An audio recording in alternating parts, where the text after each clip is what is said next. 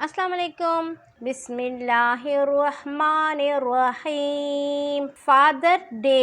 حدیث میں آیا ہے کہ جو مسلمان آخرت کو اپنا نصب العین بنا لیتا ہے، اللہ جل شانہ اس کے دل کو غنی فرما دیتے ہیں اور دنیا ذلیل ہو کر اس کے پاس آتی ہے، اور جو شخص دنیا کو اپنا نصب العین قرار دیتا ہے، پریشانیوں میں مبتلا ہوتا ہے اور دنیا میں جتنا حصہ مقدر ہو چکا ہے اس سے زیادہ ملتا ہی نہیں۔ اللہ جل شانہ کا ارشاد ہے کہ اے ابن آدم، تو میری عبادت کے لیے فارغ ہو، میں تیرے سینے کو تفکرات سے خالی کر دوں گا اور تیرے فقر کو ہٹا دوں گا، ورنہ تیرے دل میں سینکڑوں طرح کے مشاغل بھر دوں گا اور تیرا فقر بند نہیں کروں گا۔ اگر کوئی ہمیں ایسی بات کہے جو قرآن پاک میں صاف طور پہ موجود ہو تو اس شخص کی ضد سے، اس بات سے منہ پھیرنا نہ صرف عقل ہی سے دور ہے بلکہ شان اسلام سے بھی دور ہے، خواہ کہنے والا کتنا ہی نااہل ہو۔ اللہ تعالیٰ کے احکامات کی تکمیل ہم سب پر فرض ہے اور حکم عدولی کی صورت میں جواب دہی لازمی ہے۔ کوئی بے وقوف سے بے وقوف بھی یہ نہیں کہہ سکتا کہ سرکاری قانون کی اس لیے پرواہ نہیں کہ اعلان کرنے والا بھنگی تھا۔ حدیث میں ہے کہ جو شخص عصبیت پر کسی کو بلائے یا عصبیت پر لڑے وہ ہم میں سے نہیں ہے۔ دوسری حدیث میں ہے، عصبیت سے مراد ہے کہ ظلم پر اپنی قوم کی مدد کرے۔ رغۃ الخبال وہ کیچڑ ہے جو جہنمی لوگوں کے لہو، پیپ وغیرہ سے جمع ہو جائے۔ کس قدر گندی، اذیت دینے والی جگہ ہے جس میں ایسے لوگوں کو قید کر دیا جائے گا۔ دنیا کا سب سے بڑا رزق شادی ہے۔ خوش قسمتی سے اچھا لائف پارٹنر مل جائے تو ٹھیک، ورنہ قبر کی دیوار تک انسان کمپرومائز کرتا رہتا ہے۔ کسی بھی رشتے میں اگر تعلقات خراب ہوتے ہیں، چاہے میاں بیوی ہو، بہن بھائی ہو، دوستوں کا ہو، رشتے داروں کا ہو، اس کی وجہ یہ ہوتی ہے کہ ان کا آپس کا رشتہ خود کمزور ہوتا ہے، تبھی دوسرے لوگ ان کے رشتوں کے درمیان پھوٹ ڈالتے ہیں اور ہم کہتے ہیں کہ میکے والوں نے، سسرال والوں نے، محلے والوں نے یا رشتہ داروں نے پھوٹ ڈال دی۔ اصل میں جن خاندان کی بنیاد ہی جھوٹ پر ہوتی ہے وہ خاندان اسی طرح بکھر جاتے ہیں۔ رشتوں میں دونوں فریق کا مخلص ہونا ضروری ہوتا ہے۔ رشتے ٹوٹنے کے لیے ضروری نہیں کہ الگ الگ رہیں۔ بہت سے لوگ ایک دوسرے کے ساتھ رہتے ہوئے بھی اجنبی ہوتے ہیں۔ مرد یہ سمجھتے ہیں کہ ہم کیا کریں، گھر چلانا، بچوں کی تربیت کرنا تو عورت کا کام ہے۔ مرد یہ سمجھتے ہیں کہ اللہ کے یہاں تو ہماری پکڑ ہوگی نہیں، کیونکہ گھر چلانا، بچوں کی تربیت کرنا عورت کا کام ہے، اور گھر میں جو بے راہ روی ہو رہی ہے اس سے آنکھیں چراتے رہو۔ اسلامی معاشرے میں جوائنٹ فیملی کا کوئی تصور نہیں۔ جوائنٹ فیملی میں جو ظلم، زیادتی اور بے حیائی ہوتی ہے اس کا جواب مرد کو بھی دینا ہے۔ چچا، ماموں، خالو، پھپھا، خاندان کے بزرگ جو غلط حرکت کر رہے ہوتے ہیں ان کو شے دی جاتی ہے، بزرگوں کے اوپر نام آئے گا تو خاندان بدنام ہو جائے گا۔ جب بیٹی یا بہو ظلم، زیادتی اور بے حیائی پر آواز اٹھانا چاہتی ہے اور وہ سب کچھ اپنے ساتھ نہیں ہونے دینا چاہتی ہے تو ان کو آواز اٹھانے سے ڈرایا جاتا ہے کہ اگر آواز اٹھائی تو وہ گندی ہو جائیں گی۔ یہ نہیں بتایا جاتا کہ گندا وہ ہوتا ہے جو غلط کام کرتا ہے۔ اگر بہن یا بیٹی شادی شدہ ہے تو خاموشی سے یہ سب برداشت کرو، ورنہ بدنام ہو جاؤ گی اور تم کو طلاق ہو جائے گی۔ ہم اپنے بہن بھائی نہیں چھوڑتے، چاہے جوائنٹ فیملی میں رہنے کی وجہ سے یا آپ جوائنٹ فیملی میں نہ بھی رہ رہے ہوں۔ اکثر پورا خاندان اکٹھا کر لیتے ہیں تب بھی بے حیائی ہوتی ہے اور کہا جاتا ہے کہ خاندان جوڑ رہے ہیں، اور خاندان جوڑ کر کیا کر رہے ہیں یہ بھی دیکھیں، اور یہ بھی کہ خاندان جڑ بھی کتنا رہا ہے۔ خاندان جوڑنے کے لیے نیت اور عمل کا صحیح ہونا بہت ضروری ہے۔ خاندان تبھی جڑتے ہیں جب خاندان جوڑنے کے نام پر کسی کی حق تلفی نہ ہو، خود کو اوپر رکھنے اور دوسروں کو نیچا دکھانے کے لیے کبھی کسی کے خاندان نہیں جڑے ہیں۔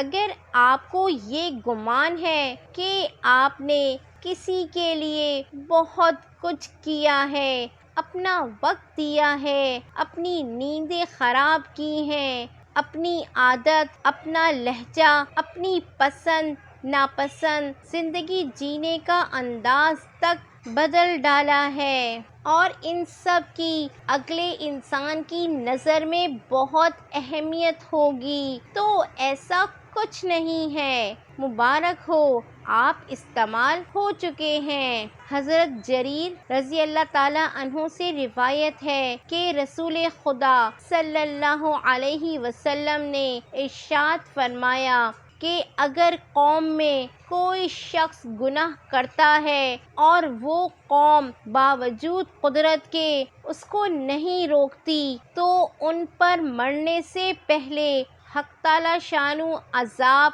بھیج دیتے ہیں، یعنی دنیا ہی میں ان کو طرح طرح کے مصائب میں مبتلا کر دیا جاتا ہے۔ ہم سب مسلمان ہیں، یہ سوچنا چاہیے کہ اس حدیث کے مفہوم کے حوالے سے جو گناہ گاروں کے حوالے سے کہی گئی ہے، اگر ہمارے اعمال ان گناہ گاروں کی طرح ہے تو ہمارا انجام بھی گناہ گاروں جیسا ہی ہوگا۔ اپنے اعمال کی سزا بھگت کر ہی ہم جنت میں جائیں گے، اس لیے کچھ لوگوں کو چھوڑ دینا بہت ضروری ہوتا ہے، کیونکہ اگر آپ نے ان کو وقت پر نہ چھوڑا تو وہ آپ کو کہیں کا نہیں چھوڑیں گے۔ کہتے تو ہم یہ ہیں کہ ہم صحابہ کرام رضی اللہ تعالیٰ عنہ سے سیکھتے ہیں اور ان کی پیروی کرتے ہیں،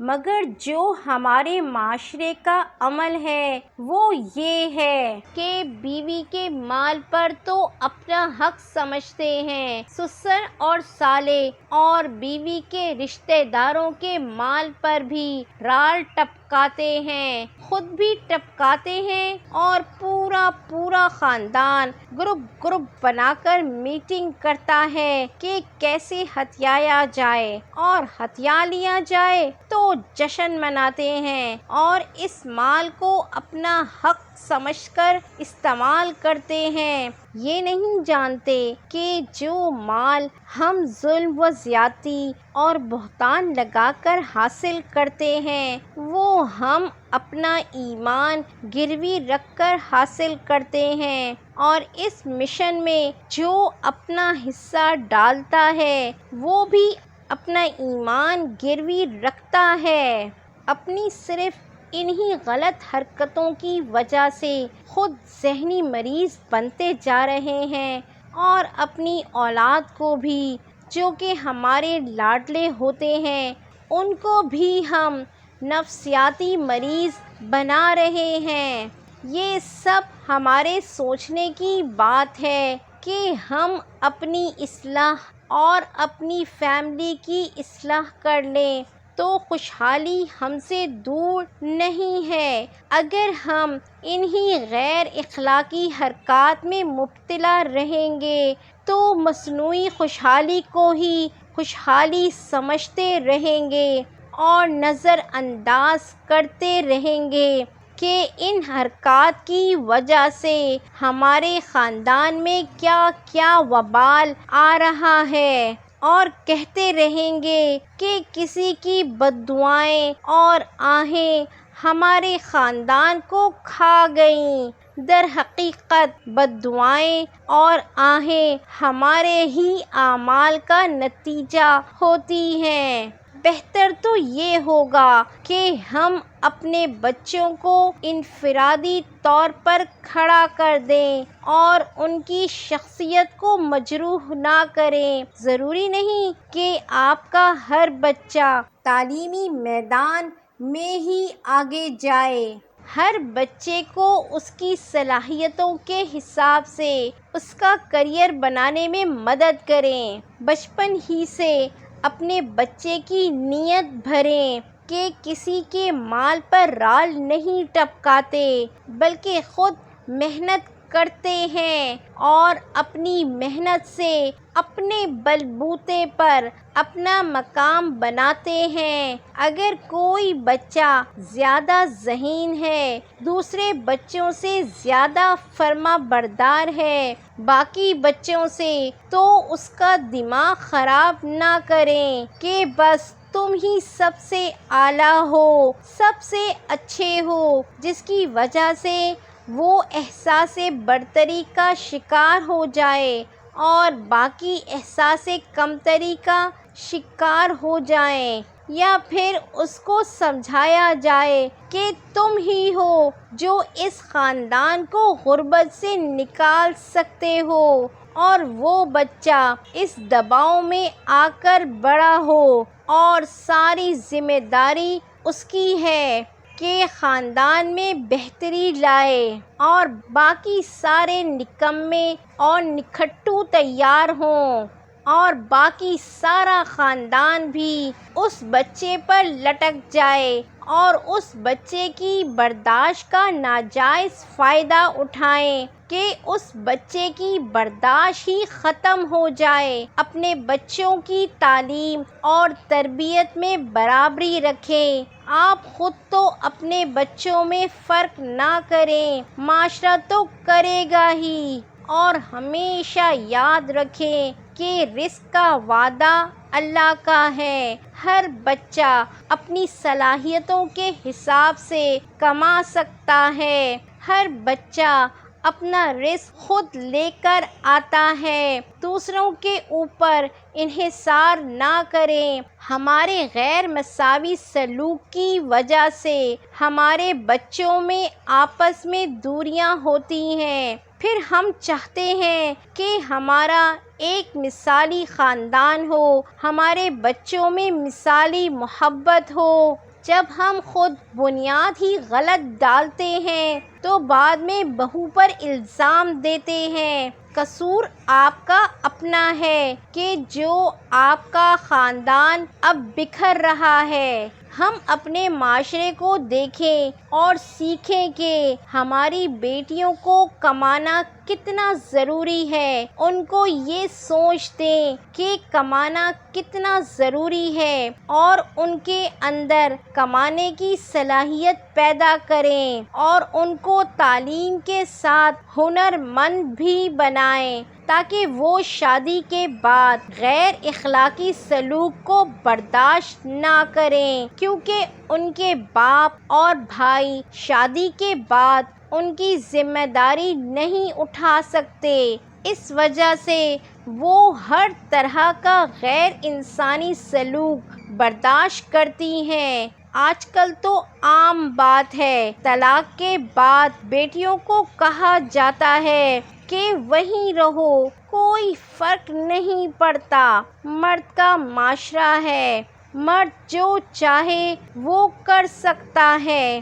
اصل میں ہونا تو یہ چاہیے کہ جب ہم بیٹیوں کو رخصت کیا کریں تو انہیں بتایا کریں کہ ہم نے انسان کا بچہ دیکھ کر رشتہ طے کیا ہے۔ اگر جانور نکل آئے تو واپسی کا دروازہ کھلا ہے، واپس آ جانا، کیونکہ شادی دوبارہ ہو سکتی ہے اور اسلام میں ایسی کوئی قید نہیں اور نہ گھر کا ٹوٹنا گالی ہے۔ زندگی ایک بار ملتی ہے، ایسے خود غرضوں اور نفسیاتی مریضوں کے لیے گنوانا جہالت ہے۔ بیٹیوں کو صحیح معنوں میں محبت اور تحفظ دیں، لیکن اصل میں مردوں کا معاشرہ ہے، مرد کو ہی سپورٹ کر رہا ہے۔ افسوس کی بات یہ ہے کہ اسی کو ہم اسلامی معاشرہ کہتے ہیں۔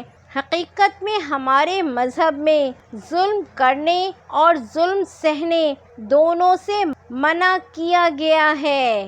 ظلم اور زیادتی کے خلاف آواز اٹھانے کا حکم ہے تاکہ ایسے لوگوں کے چہرے بے نقاب ہوں اور کسی دوسرے کی بہن بیٹی ایسے لوگوں کی زیادتی کا نشانہ نہ بنے۔ اگر آپ اپنی بہن اور بیٹی کی ذمہ داری نہیں اٹھا سکتے ہیں تو ان کو اپنی ذمہ داری خود اٹھانے دیں۔ اپنی بہن اور بیٹی کو یہ بات بتائیں، جو ظلم سہتا ہے ظلم اسی پر ہوتا ہے۔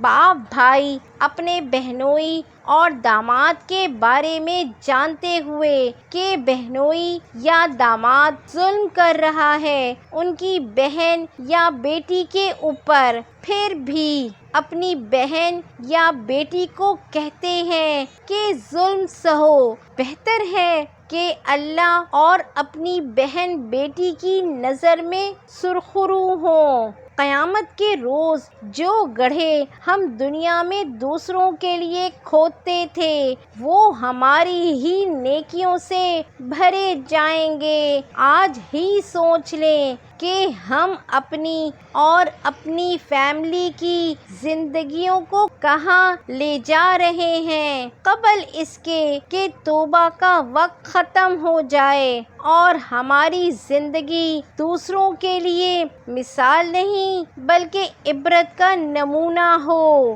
اپنے بیٹوں کی شادی بھی کسی سمجھدار اور انڈیپینڈنٹ لڑکی سے کریں، اس لیے نہیں کہ وہ آپ کی ضرورتوں کو پورا کرے بلکہ اس لیے کہ وہ آپ کے بیٹے کی بدتمیزی برداشت نہ کرے اور آپ کی نسلوں میں نسل در نسل جھوٹ، دھوکہ، غیبت، چال بازی، حسد اور بہتان جیسی بیماریاں نہ لے جائے۔ کیوں آپ کے بیٹے کا ظلم برداشت کرے، آپ کا اور آپ کی فیملی کا ظلم سہے، اس لیے کہ کوئی اس کو پوچھتا نہیں ہے، کیونکہ وہ اپنے پاؤں پر نہیں کھڑی، بلکہ اس ظلم میں جو شریک ہے وہ سب اللہ کے یہاں جواب دہ ہیں۔ معاشرے کی تربیت اور بہتری کے لیے ضروری ہے کہ اس ظلم کو ختم